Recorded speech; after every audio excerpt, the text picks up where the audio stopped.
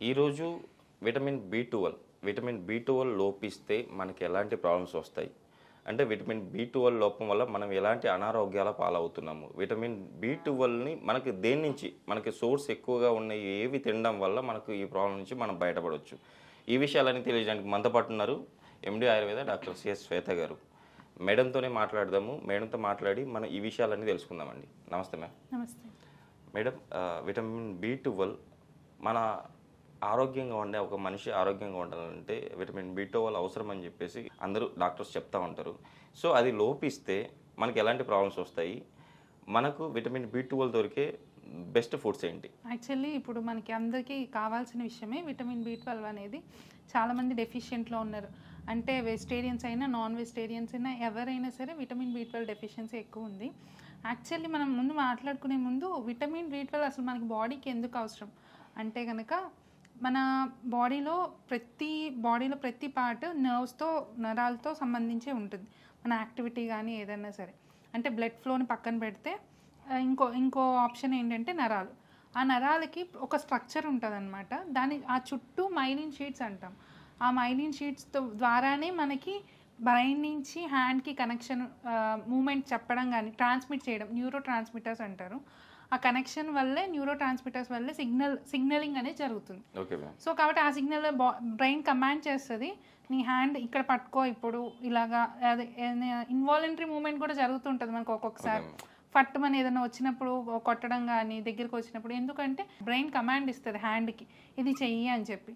కాకపోతే ఈ vitamin B12 ఏదైతే ఉందో ఆ న్యూరో ట్రాన్స్మిషన్కి చాలా హెల్ప్ఫుల్ అవుతుంది, ఎందుకంటే ఆ మైలిన్ షీట్స్ ఫార్మేషన్కి హెల్ప్ఫుల్ అవుతుంది. సో కాబట్టి ఒకటి అది. ఇంకోటి ఏంటంటే కనుక మన బ్లడ్ సెల్స్, రక్త కణాలు అంటాం కదా, ఆ రక్త కణాల ఫార్మేషన్కి కూడా విటమిన్ బి12 అనేది మేజర్ ఇంపార్టెంట్ రోల్ ప్లే చేస్తుంది. అట్ ద సేమ్ టైం మన లివర్ ఎంజైమ్స్ సరిగ్గా మెయింటైన్ అవ్వడానికి కూడా ఈ విటమిన్ బి12 అనేది మేజర్ రోల్ ప్లే చేస్తుంది అనమాట.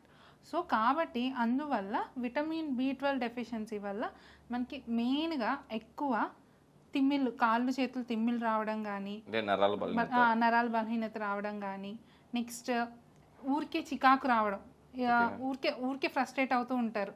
కొన్ని కండిషన్స్లో బ్లడ్ తక్కువ ఉంటే ఇలా ఫ్రస్ట్రేట్ అవ్వడం ఇలా జరుగుతుంది. కానీ యాక్చువల్లీ విటమిన్ బి12 డెఫిషియన్సీ వల్ల బ్లడ్ తక్కువ ఉండడం కూడా జరుగుతుంటుంది.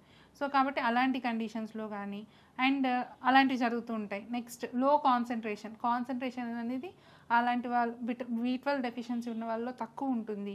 నెక్స్ట్ యాంగ్జైటీ ఎక్కువ ఉంటుంది. యాంగ్జైటీ అంటే ఎక్కువ ఆలోచించడం కానీ, స్ట్రెస్ లెవెల్స్ ఎక్కువ అవ్వడం కానీ, అలాంటి ఇష్యూస్ ఎక్కువ ఉంటాయి. నెక్స్ట్ బ్లడ్ కౌంట్ తక్కువ ఉంటుంది. పేల్ స్కిన్ అంటే ఇందాక చెప్తే మీరు కోరిలేట్ చేసుకోవచ్చు. రక్తం తక్కువ ఉన్న కండిషన్స్లో మనకి ఎక్కువ కనిపిస్తుంది. స్కిన్ పాలిపోయింది అని చెప్తూ ఉంటాం కదా మనం ఎవరినైనా చూసినా, ఏంటి నీ స్కిన్ పాలిపోయింది, ఏంటి రక్తం తక్కువ ఉందా అని. బట్ దానికి రక్తం తక్కువ ఉండడం ఒక రీజన్ అయితే కనుక, ఆ రక్తం ఫామ్ అవ్వకుండా ఉండడానికి రీజన్ బి12 డెఫిషియన్సీ ఉండడం వల్ల. సో అలాంటి కండిషన్స్లో నెక్స్ట్ కాన్సన్ట్రేషన్ తక్కువ ఉండడం కానీ, చిరాకు ఎక్కువ ఉండడం కానీ, మూడ్ స్వింగ్స్. ఇప్పుడు ఎక్కువగా చెప్తాము లేడీస్లో మూడ్ స్వింగ్స్ ఎక్కువ ఉంటాయి, ఎందుకంటే హార్మోనల్ డిస్టర్బెన్స్ వల్ల ఉంటుంది. కానీ జెంట్స్లో కూడా మూడ్ స్వింగ్స్ చూస్తున్నాయి ఈ మధ్యన, ఎందుకంటే ఈ విటమిన్ బి12 డెఫిషియన్సీ వల్ల కూడా ఇలా జరుగుతుంది అన్నమాట. యాక్చువల్లీ ఏంటంటే ఇది మనకి ఎక్కువ విటమిన్ బి12 rich foods non veg food ఐటమ్స్లోనే ఎక్కువ ఉంటాయి. యాక్చువల్లీ ఏంటంటే ఎగ్స్లో కానీ, ఫిష్లో కానీ, నెక్స్ట్ యానిమల్ లివర్లో కానీ, కిడ్నీలో కానీ ఇలాంటివి ఎక్కువ ఉంటాయి. But at the same time అలా అని వెజిటేరియన్స్కి ఆప్షన్స్ లేవా అంటే లేదు, వెజిటేరియన్ ఆప్షన్స్ కూడా ఉంటాయి.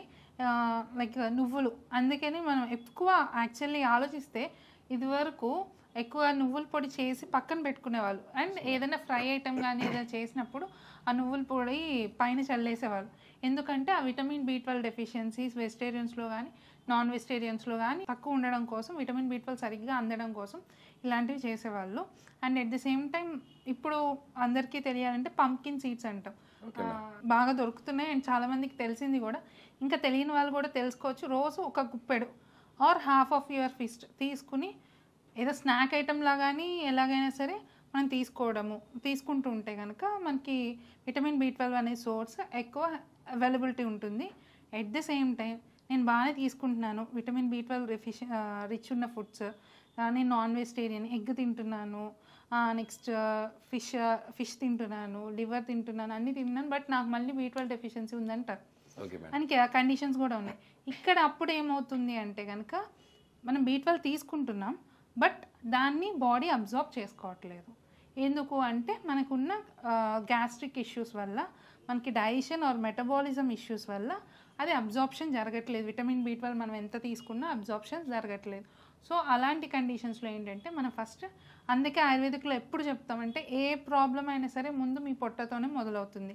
మీకు స్కిన్ ప్రాబ్లం వచ్చినా, మీకు పొట్టలో ఉన్న ప్రాబ్లమ్ క్లియర్ చేయాలి డైజెషన్ని.